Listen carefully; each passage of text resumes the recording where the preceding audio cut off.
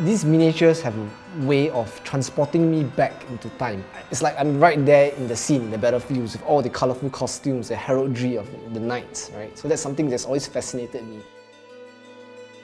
The very first figurine I got him was a German World War II soldier, and then after that you started collecting a few more German World War II soldiers, right? Then the hobby grew and grew and grew over time. Out of control.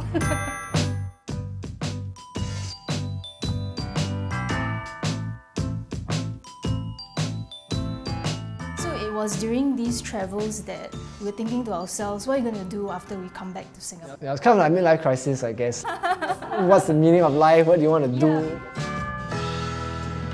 At that time, he had already started collecting. So he thought, why not start a new line? There wasn't any Singaporean soldier and no foreign company will ever do it because the market size is so tiny, you can never export this out, right? So I knew it was going to be an uphill battle, but I just thought that, okay, this is something meaningful and I want to do it.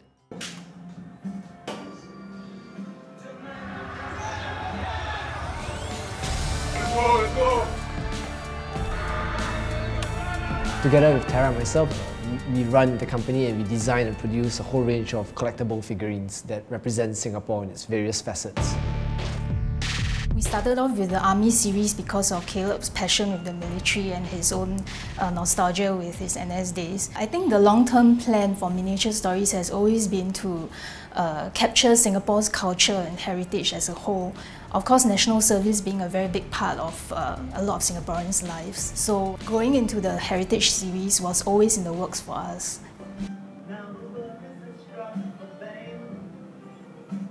We begin first with the research. We work with external sculptors and manufacturers, and then we go down to the actual prototyping, and then the tying down of the colours, and then the production. The first few pieces of our heritage series really feature figurines that are from the day-to-day lives of people.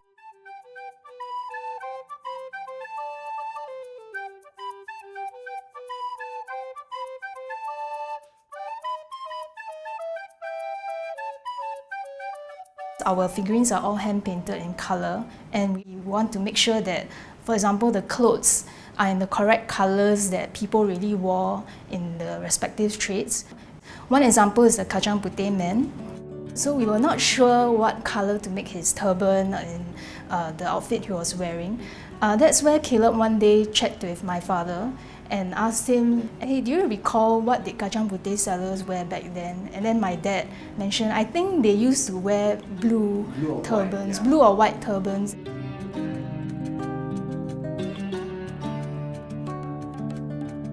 My dad sketches as well. Our satay customer figurine comes with a table with plates of food. We didn't quite know what items appeared on the table, so he was able to sketch out the different bowls and what they looked like. And how they consumed it, because back then they did not buy by the stick. They would just eat whatever you want, dip it in the communal gravy bowl, and then when you're done, the satay seller would count the number of sticks you've eaten. Not like the way it's done right now.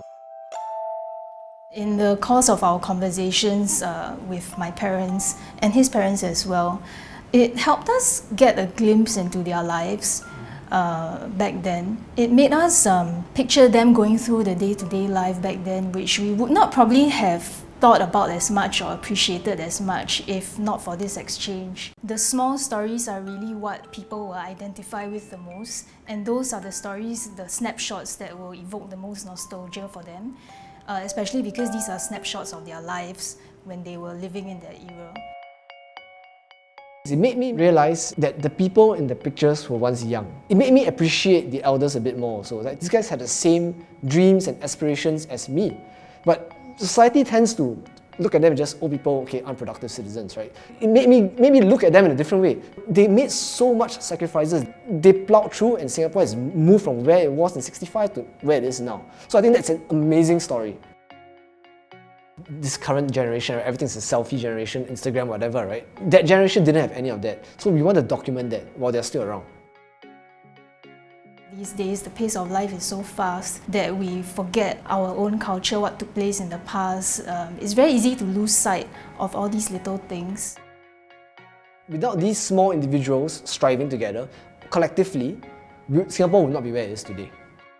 The past is really what shapes us, not just as a country but as a society.